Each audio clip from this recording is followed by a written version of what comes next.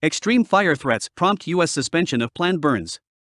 U.S. Forest Service Chief Randy Moore announced Friday that all planned fire burning operations to clear brush and small trees on all national forest lands have been suspended while his agency conducts a review of protocols and practices ahead of planned operations this fall, citing extreme fire danger and unfavorable weather conditions.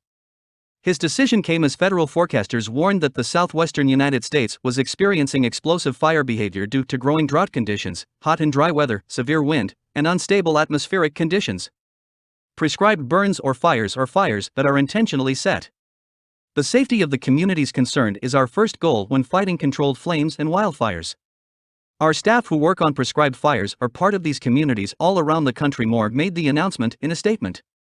As we continue to navigate toward minimizing the danger of major wildfires in the future, he said, they deserve the very best tools and science supporting them.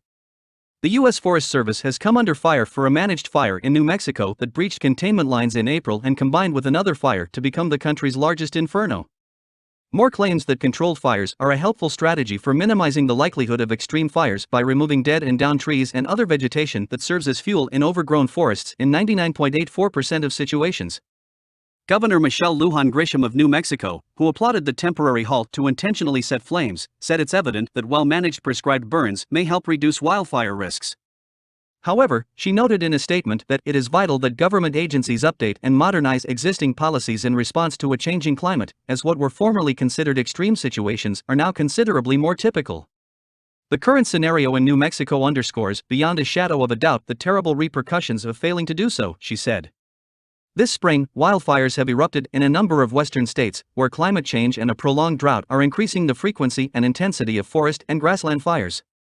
So far this year, the number of square miles burned has surpassed the 10-year national average. According to the National Interagency Fire Center, roughly 6,000 wildland firefighters were battling 16 big fires that had scorched over 500,000 acres of dry forest and grassland across the country. A fire in the Sierra Nevada foothills about 80 miles north of Sacramento started in a building and spread to vegetation on Friday, forcing evacuations and closing a state roadway.